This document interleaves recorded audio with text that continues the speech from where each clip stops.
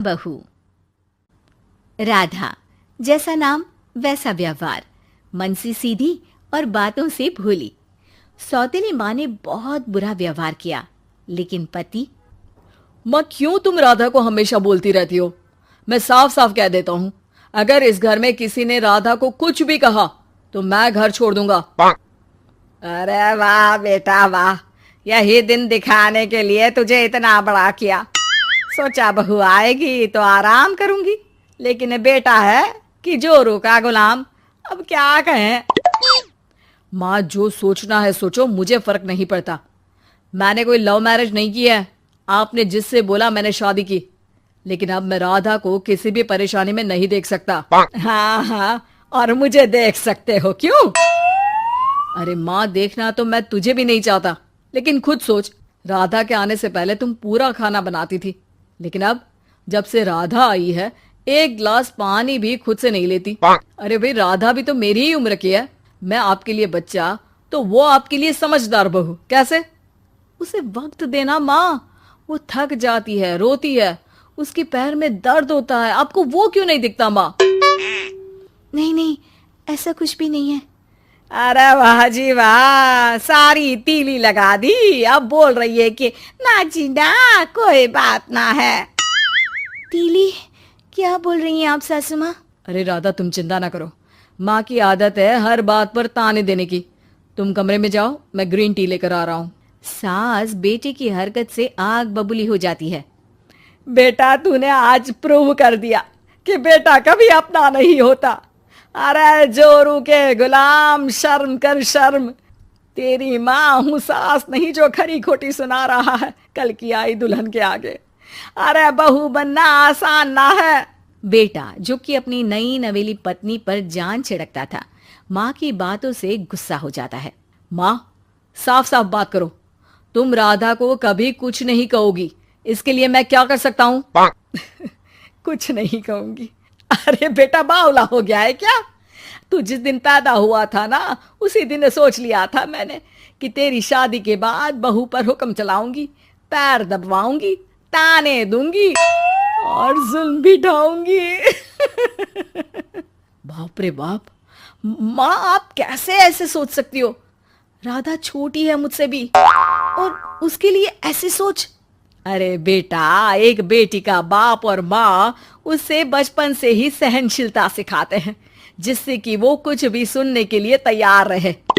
वो जैसे ईंट होती है ना, शुरू में जितना पकाओगे आगे जाकर उतनी ही मजबूत बनेगी और बुलंद इमारत बनाएगी, समझे? देखो माँ, मैं कोई मजदूर तो हूं नहीं, इंजीनियर हूं, वो भी बड़ी कंपनी में। चलो, लॉकडाउन के कारण मैं घर से काम कर रहा हूं, तो आज से मुझे ही अपनी बहू समझो, लेकिन राधा को कुछ भी कहने की जरूरत नहीं है। हाँ भाई हाँ, ठीक है भाई। तेरे मजनू बनने से मैं थोड़ी ना सास बनने की अपनी ख्वाहिशों का गला घोंट दूं, हैं? मुझे कोई ना कोई तो चाहिए ना हुक्म चलाने के लिए। अब तुम दोनों मिलकर डिसाइड कर लो बस। फिर क्या था, राधा का पति बन जाता है घर की सुबह सुबह। अरे कहाँ मर गया? अरे ना, मेरा बेटा, क्यों मैं सुबह सुबह ऐसे शब्द निकाल रही हूँ, गुनाह हो जाएगा। अरे कहाँ रह गया ससुर का नाती? जरा चाय तो पिला। ये भी कोई बात होती है? सूरज सर चढ़ गया, लेकिन महाराज जी सो रहे हैं। बेटा पलंग से उठता है। मैं जल्दी से जाकर चाय दे आती हूँ माँ जी को। अरे नहीं नहीं, तुम जाओगी तो 4 बात और सुनाएंगी, मैं जा रहा हूँ। बेटा माँ को चाय लाकर देता है कि माँ। अरे देख तो तेरा चेहरा, ना मुंह धोया ना हाथ। जाकर हुलिया ठीक कर ले और उस करमजली को बोल कि नाश्ता बनाए। करमजली? अरे माँ, कुछ तो शर्म कर। देता हूं ना मैं तुझे नाश्ता, लेकिन तू राधा के लिए ऐसे गंदे शब्दों का इस्तेमाल नहीं करेगी। बहू की तारीफ बेटी के मुंह से सुनकर सास फिर गुस्सा हो जाती है। अरे जाकर नाश्ता लेकर आ। और हाँ, 15 मिनट में मैं नहा कर निकल रही हूँ। नाश्ता ना आया तो खाल उधेड़ दूंगी। फिर मन ही मन सोचती है, नहीं, ये तो मेरा ही बेटा है, खाल उखड़े उसके दुश्मन की। अब मतलब तेरी राधा की खाल, समझा ना? अरे यार, ये सब क्या है? नेचर की कॉल भी आ रही है और 15 मिनट में नाश्ता। भगवान, कैसी मुश्किल जिंदगी बनाई है आपने औरतों की। बेचारी कैसे जिएंगी। बेचारा बेटा किचन में जाता है जहाँ राधा आलू पूठी बनाकर उसका इंतजार कर रही होती है। आप मेरे लिए इतना कर रहे हैं तो क्या मैं आपके लिए इतना भी नहीं कर सकती? ये लीजिए, नाश्ता बना दिया है, दे आइए माँ जी को। अरे थैंक्स राधा, माँ नहाने गई है, मैं बस अभी आया। ये नाश्ता यहीं रख दो, मैं आकर दे दूंगा माँ को। थोड़ी देर में माँ की आवाज आती है। अरे कहाँ रह गए? 15 मिनट हो गई, नाश्ता कहाँ है? बेटा हाथ में वही आलू पूठी वाली थाली लेकर खड़ा हो जाता है माँ के सामने। ये रहा नाश्ता, लो खाओ। माँ थोड़ा सा खाना खाती है और फिर छी छी, ठंडा खाना यही सिखाया है तेरी माँ ने? फिर थोड़ा सोचकर रुक जाती है। इसकी माँ तो मैं ही हूँ, खुद पर ही सवाल कर रही हूँ मैं। नाची ना। अरे बेटा, नाश्ता गर्मा गर्म अच्छा लगता है, खास करके पूड़ियाँ। पूड़ी तो छन से छने और टन से प्लेट में आ जाए। देखा माँ, जो बातें आप राधा को सुनाती हो वो अपने बेटे को सुनाने में कितना दुख होता है। तो जैसे आप मुझे सोचती हो वैसा ही राधा को भी समझा करो ना। अरे जितने लाड प्यार से आपने मुझे बड़ा किया, क्या उसकी माँ ने नहीं किया? हाँ हाँ पता है, उपदेश मत दे। लड़की का काम ही क्या होता है? खाना बनाना। और खाना बनाने में कौन सा बड़ा काम है? फिर सारा दिन घर में पलंग ही तो तोड़ना है। अब तू बता, तू अपने से तुलना कैसे कर सकता है उसकी? कर सकता हूँ माँ। मैं अगर बहू की बेटे से तुलना करने में आ गया ना, तो तुझे समझ में आएगा कि बहू की जिम्मेदारी भी कम नहीं होती। मेरा दोस्त है ना राम, जानती हो ना? हाँ हाँ, क्यों नहीं जानूंगी। उसकी बीवी और माँ में नहीं बनती। बीवी ये मोटे मोटे ताने सास को देती है और सास उसे। हाँ हाँ तो फिर क्या, घर ठीक से चल नहीं पा रहा था। सास कहती बहू काम सारा करे, बहू का कहना था कि सास मदद करे। ऐसे में बेचारा न लंच लाता और ना ठीक से खा कर आता। नतीजा, बीमार रहने लगा। ऑफिस की नौकरी गई, खर्चा खाना सब बंद। कर लो अब सास बहू की लड़ाई। बेटा बीमार घर पर बैठा, पैसे की आमदनी नहीं। बहू भी कभी मायके कभी ससुराल। अब तो सुना है सास बहू की ही कमाई खा रही है, वो भी तानों के साथ। घर का भी सारा काम वही करती है। अरे बस कर बेटा, मुझे समझ में आ गया। तू तो बेटा ही रहे। बहू को अब बहू नहीं, मैं बेटी बना कर रखूंगी। परिश, जिंदगी किसी को किस मोड़ तक ला सकती है। एक दिन कविता अपने पति से कहती है, कौन है ये बच्ची? बताते क्यों नहीं? क्यों लेकर आए हो इसे यहाँ? कविता, ये मेरी बच्ची है। माँ पापा मेरी शादी शिवानी से करने के लिए मान नहीं रहे थे, लेकिन मैं उससे बहुत प्यार करता था। अब वो इस दुनिया में नहीं है, लेकिन सन्निका की जिम्मेदारी मेरी है। इसे मैं अपने पास ही रखूंगा। कविता ये देखकर सुनकर सन्न रह जाती है। कैसी बात कर रहे हैं आप? लोग क्या कहेंगे? मैं कैसे इस बच्चे के साथ जीवन चलाऊंगी? देखिए, इसे देखकर मुझे टेंशन हो रही है। आप इसे ले जाइए यहाँ से। मेरी भी तो बेटी है, मैं उसका हक कैसे मार दूं? दिनेश कविता को किसी तरह समझा लेता है। देखो सन्निका, ये आज से तुम्हारी माँ है, इन्हें तुम्हें माँ कहना है। कविता को तो सन्निका को देखना भी गवारा नहीं है, फिर वो उसकी माँ कैसे बन पाती? और शायद दिनेश भी ये हकीकत जानता था। कुछ साल बाद देखिए, अब राधिका बड़ी हो गई है, उसके लिए किसी अच्छे घर का रिश्ता देखिए ना। शादी तो करवानी है ना? हाँ, लेकिन सन्निका उससे बड़ी है, पहले तो उसकी शादी तय करेंगे ना। जमाना जानता है कि वो एक नाजायज लड़की है, कोई उससे शादी क्यों करेगा? वैसे भी आता है क्या उसे, जो कोई उसे अपने घर की बहू बनाएगा? तभी वहाँ सन्निका आ जाती है। पापा, मुझे स्कॉलरशिप मिल गई है, आगे का सारा खर्चा यूनिवर्सिटी वाले उठाएंगे। मैं कल ही वहाँ हॉस्टल में शिफ्ट हो रही हूँ। लो, सुना दिया ना फैसला। अरे अब क्यों शिफ्ट हो रही हो? पहले ही हो जाती शिफ्ट। दुनिया में यूं कालिक तो ना होती हमारी। क्या यार कविता, एक तो खुशी की बात है कि लड़की को कुछ आगे बढ़ने पढ़ने का मौका मिल रहा है, लेकिन नहीं, तुमको तो केवल ताना मारना ही आता है। जाकर देखो शिवानी क्या कर रही है। अरे हाँ, मैं शिवानी को दूध देना भूल गई, वो कैसे उठेगी? कविता को ये सुनकर गुस्सा आ जाता है। हाँ हाँ, अपनी किताबों से फुर्सत मिले तब ना। मेरी बेटी ना कुछ खाए ना कुछ पिए, यही तो चाहती हो तुम। सन्निका, जिसने कभी कविता से बात ही नहीं की थी, क्योंकि वो उसे हमेशा कोसती, वो वहां से बिना कुछ कहे निकल जाती है। खाना तो पूरा बन गया, अब जाकर आराम से पैकिंग करती हूँ, कल वक्त से निकल जाऊंगी। देखिए जी, वैसे तो ये लड़की मुझे एक आंख पसंद नहीं, अपने कमरे में पैकिंग कर रही है। अरे मुझसे तो कभी बात भी नहीं करती। आप साफ साफ बोल दीजिए उसे कि घर से जाएगी तो सारा काम कौन करेगा, उसकी माँ। माँ का नाम सुनकर सन्निका भी वहाँ आ जाती है। नहीं, वो कैसे करेंगी, वो तो मर गई है ना। उस मनहूस औरत को मेरे घर में याद करने की कोई जरूरत नहीं है, समझी। वैसे भी ना होते हुए भी तेरी शक्ल में लगता है कि वो हमारे बीच में ही है हमेशा से। तो ठीक है ना, जब जा रही हूँ तो क्यों प्रॉब्लम हो रही है आपको। सन्निका घर से निकल रही थी। कविता ना चाहते हुए भी सन्निका को रोक लेना चाहती थी और वजह थी सिर्फ उसकी सोशल लाइफ का डिस्टर्ब हो जाना। किटी में कविता की सहेलियाँ कहती हैं, क्या बात है, तू परेशान सी लग रही है, सब ठीक तो है ना? क्या हुआ, उस सन्निका ने फिर कोई तमाशा किया क्या? अरे नहीं, चली गई। वो तो ऑक्सफोर्ड की कोई NGO है, उसकी स्कॉलरशिप मिली है। मेरा भाई बता रहा था कि उसका तो फ्यूचर ब्राइट है।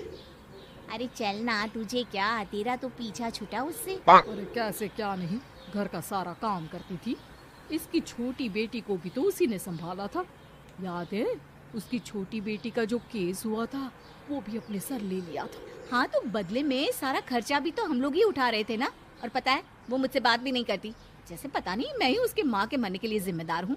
अरे खुद को क्यों दोष दे रही है, तूने जो किया शायद कोई नहीं करता। कविता को समझ में नहीं आ रहा था कि उसके साथ ऊपर वाले ने ऐसा क्यों किया। वो शाम को घर आती है।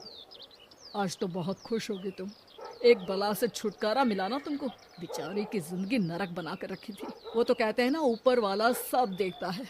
देखो, चुन लिया उसने अपना रास्ता। कविता का मन तो करता है कि वो पति को सब कुछ सुना दे, लेकिन सामने सास खड़ी होती है। ये तो है, बेचारे को खाना बनाने से लेकर घर के सारे काम करने पड़ते थे।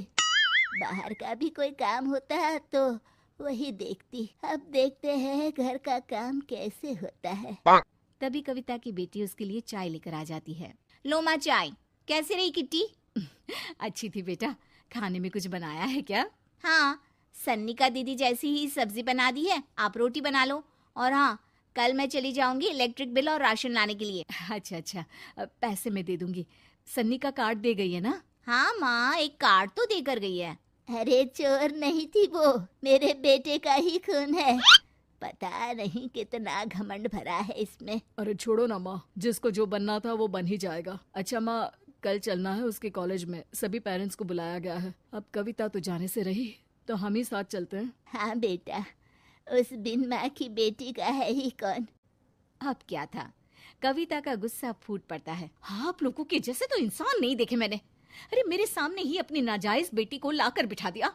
रोज मैं उसे देखती तो एहसास होता कि कैसे आपने मुझे इतना बड़ा धोखा दिया। जरा सोचिए तो, अगर ऐसा ही कुछ मैंने किया होता तो।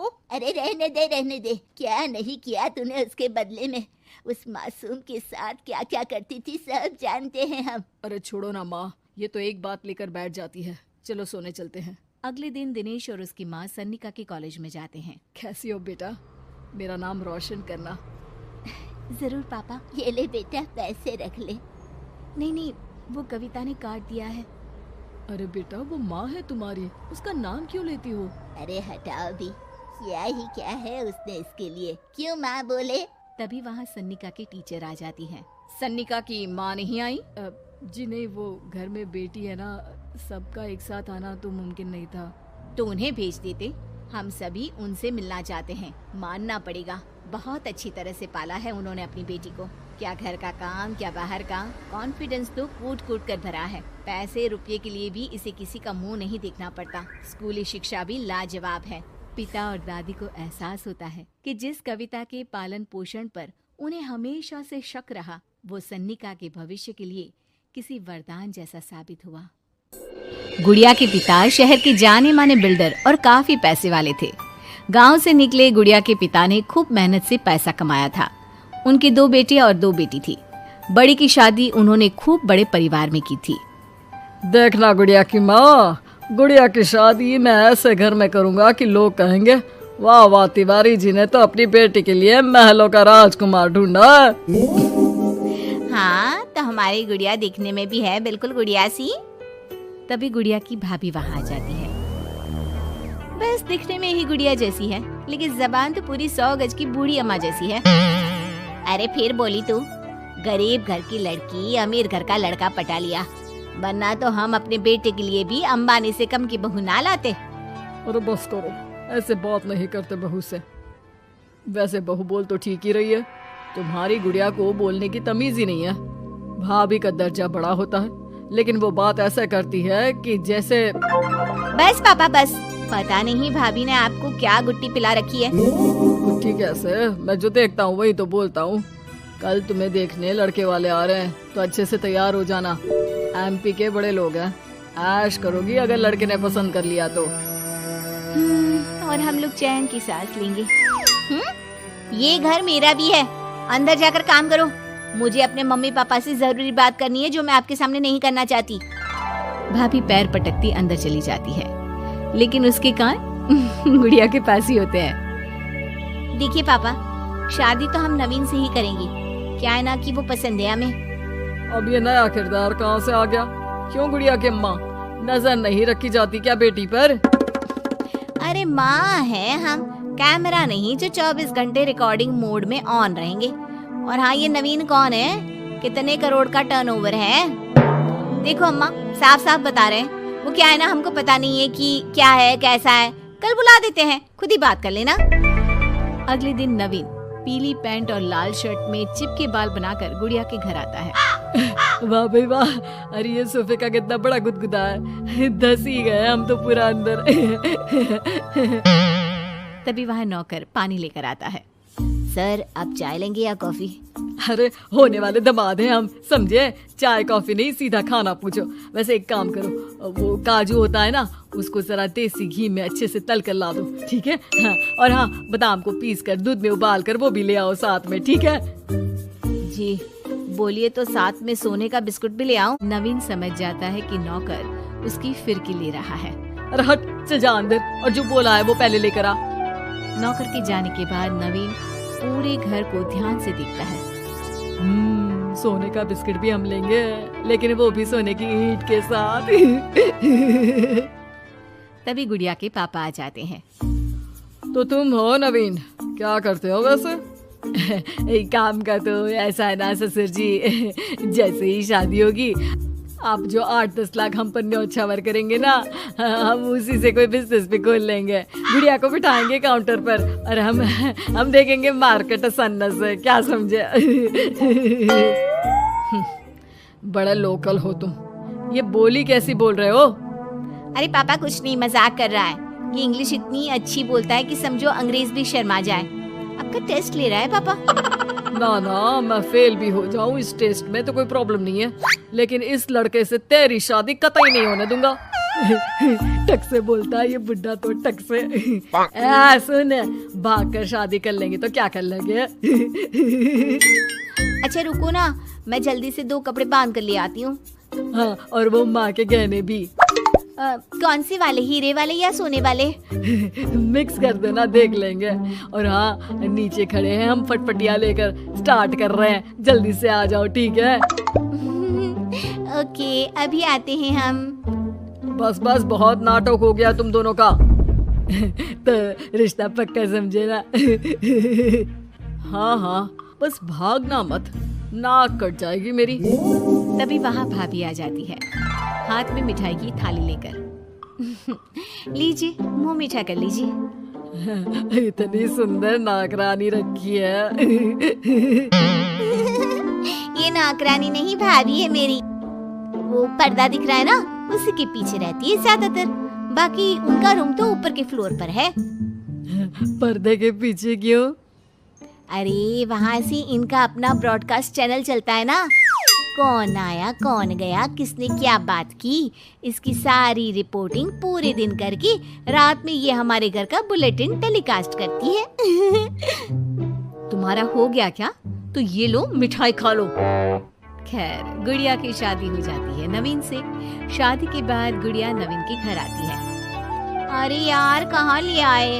अपने घर कब ले चलोगे? अरे यही तो घर है हमारा, किराए का, और कहाँ ले जाएंगे तुमको?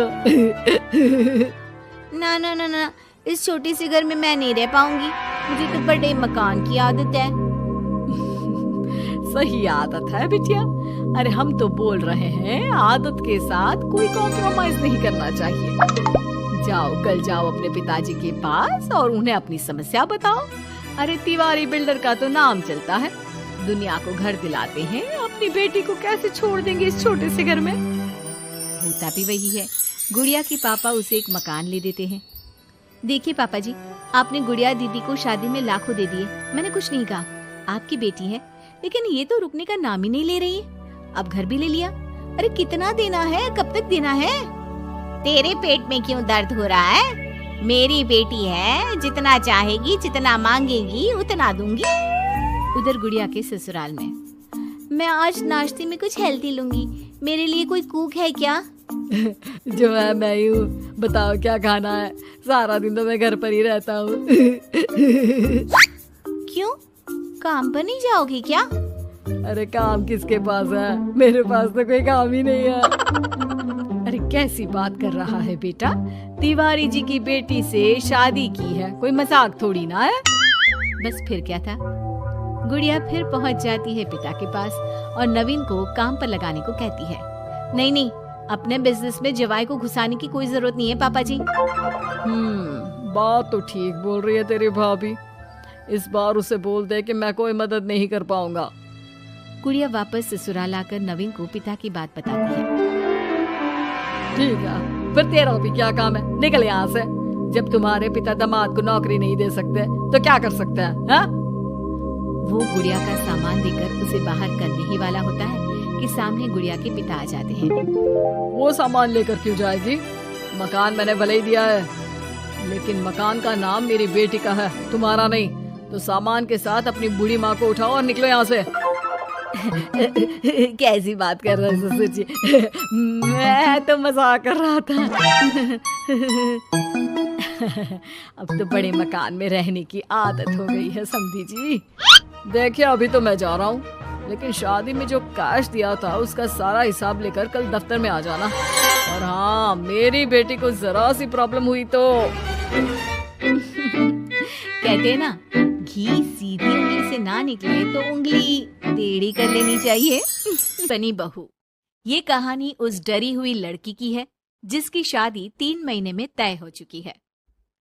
अरे क्या रमा, क्यों उठ गई बेटा इतनी जल्दी? थोड़ी देर और आराम कर लेती ना। नहीं माँ, ठीक है, कोई बात नहीं।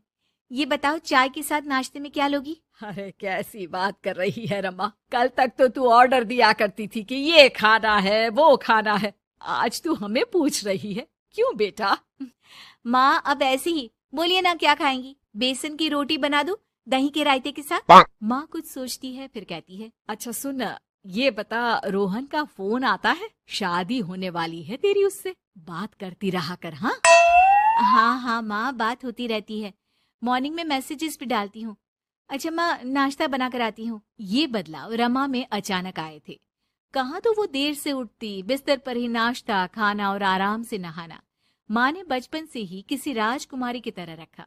पढ़ने में होशियार और काफी सोचने वाली लड़की थी रमा। क्या बात है, आज तो नाश्ता बिल्कुल अलग बना है, ये कॉम्बिनेशन अपने घर में तो मैंने नहीं खाया। पापा, वो रोहन की मम्मी सोमवार को यही खाती है, इसलिए मैंने बनाया सीखने के लिए। ठीक नहीं लगा तो कुछ और बना देती हूँ। अरे नहीं नहीं, हमारी समधन जो खाएगी हम भी साथ बैठकर वही खा लेंगे। वैसे इट्स वेरी हेल्दी। हाँ रमा, गुड, वेरी गुड। पापा के मुंह से तारीफ सुनकर रमा खुश हो जाती है। वो रोहन को फोन करती है। पता है, पापा ने मेरे हाथ के नाश्ते की तारीफ की, बोल रहे थे it's very tasty Rama. Good good, सही है। अच्छा देखो, कल मम्मी पापा कुछ भी ग्रीन वेजिटेबल का खाते हैं, जैसे पालक पनीर या फिर मिक्स सलाद के साथ ब्राउन ब्रेड, तुम बना लेना कल। और हाँ, पिक्स शेयर करना, मैं माँ को दिखा दूंगा। ठीक है, भेज दूंगी। अगले दिन रमा फिर कुछ नया बनाकर रोहन को फोटो भेजती है। अपनी माँ को दिखा देना, ये मैंने बनाया है। तभी वहाँ उसकी माँ आ जाती है। ये क्या बेटा, ये हाथ कैसे चल गया तुम्हारा? अरे कुछ नहीं माँ, वो तो बस ऐसे ही। आप बताओ ना, क्या चाहिए? अरे कुछ नहीं बेटा, ला मैं हाथ में दवा लगा देती हूँ। माँ हाथ में दवा लगा रही थी कि पता नहीं रमा क्या सोच रही थी, थोड़ी परेशान सी थी। क्या हुआ रमा, क्यों परेशान लग रही हो? रोहन से कोई बात हुई है क्या? नहीं माँ, आज जो बनाया उसकी फोटो मांगी थी रोहन ने, दे तो दी, लेकिन अभी तक कोई रिप्लाई नहीं आया। माँ कुछ सोचती है, फिर रमा के फोन से उसके जले हुए हाथ की फोटो खींचकर भी रोहन को भेज देती है। अरे माँ, ये क्या कर रही हो? वो सोचेगा कि मुझे काम करना आता ही नहीं। हाँ तो सोचने देना, पढ़ाई में नहीं मिल पाता था वक्त, जितना सीखा है काफी है। वक्त के साथ ही खाना बनाना, घर संभालना सब कुछ आ जाता है। थोड़ी देर में रमा के फोन का मैसेज बजता है। रमा के पास रोहन का फोन आ जाता है। माँ को ये खाना देखने में ही अच्छा नहीं लगा। बोल रही थी कि तुम्हें बोल दूं कि अच्छे से बनाना सीखे। ना हो तो कोई क्लास ज्वाइन कर ले, मैं पैसे दे दूंगा। और हाँ, प्लीज यार ऐसी डरावनी जलने कटने खून खराबे वाली फोटो मत भेजा करो। जल गई क्या? तुम्हें खाना नहीं बनाना आता क्या? मुझे ब्लेम मत करो। मैंने ब्लेम करने के लिए नहीं, बस अपनी सीरियस एफर्ट दिखाने के लिए ये फोटो भेजी थी। वैसे भी मैंने नहीं, मॉम ने भेजी थी, पता नहीं क्यों। वो यार, तुम्हारी मॉम क्यों इतना इंटरफियर कर रही है? वैसे अभी ये हाल है तो बाद में तो वो हमारे घर में ही ताक जाग करती रहेंगी। उनसे कहो कि मैं तुम्हें उस घर के लिए तैयार कर रहा हूँ जहाँ अब तुम्हें पूरी जिंदगी रहना है। रमा को रोहन की बात ठीक नहीं लगती। वो फोन रख देती है, लेकिन सोच में पड़ जाती है कि आखिर वो ये बात माँ को बताए कि नहीं। अब हर वक्त या तो वो रोहन का बताया खाना बना रही होती है या उसके कहने पर उसकी पसंद की टीवी शोज, वेब सीरीज या फिर किताब पढ़ रही होती है। क्या बात है रमा, आजकल मैं देख रही हूँ कि तुम बहुत परेशान सी रहने लगी हो। कोई बात हो तो बता दो बेटा। नहीं माँ, वो रोहन ने कहा था कि उसकी पसंद मुझे पता होनी चाहिए, जिससे कल को हम साथ हो तो हम लोग मिलकर अच्छे से बात कर पाए। उसने कुछ वेब सीरीज देखने को कहा था, लेकिन क्या कहूँ माँ, मेरी तो समझ में ही नहीं आ रही वेब सीरीज। अरे तो बोल देना रोहन को नहीं देखनी, या फिर एक काम कर, तू उसे अपनी पसंद का सिर्फ एक गाना सुनने को बोल। ला मैं मैसेज कर देती हूँ। ना माँ, आप तो रहने दो। पिछली बार भी जब मैंने उसे बोला कि आपने मैसेज किया है तो वो गुस्सा हो गए थे। अच्छा, क्या बोल रहा था? यही कि माँ क्यों इंटरफेयर कर रही है, मैं तुम्हें उस घर के लिए तैयार कर रहा हूँ जहाँ तुम्हें पूरी जिंदगी रहना है। माँ अब समझ जाती है कि रोहन उसकी रीमा के लिए ठीक नहीं है। रहने दे रीमा, ये रोहन मुझे ठीक नहीं लगता। तू बोल तो मैं कोई और रिश्ता देखूं। अरे नहीं माँ, मेरे पूरे फ्रेंड सर्कल में ये बात हो गई है, नाते रिश्तेदार आस पड़ोस सभी। हाँ ठीक है बेटा, चल कुछ दिन और देख ले, लेकिन ये मत सोचना कि यहाँ शादी नहीं हुई तो कुछ बुरा हो जाएगा। ये देखना कि इससे शादी हुई तो भविष्य कैसा रहेगा, समझी? प्यार, विश्वास और इज्जत से बढ़कर कुछ भी नहीं है। रीमा माँ की बात पर हाँ बोलकर वहाँ से चली जाती है। अगले रोज रोहन का फोन रीमा के पास आता है। मैंने तुम्हें एक स्किन डॉक्टर का फोन नंबर दिया है। माँ बोल रही थी कि तुम सांवली हो और दिखने में भी नैन नक्श थोड़े। एक काम करो ना, तुम इनसे अपना ट्रीटमेंट शुरू करवा लो, होप कि थोड़ी देखने लायक हो जाओ। आज तक रीमा से किसी ने इस तरह बात नहीं की थी। वो ये बात सुनकर सीधे शीशे के सामने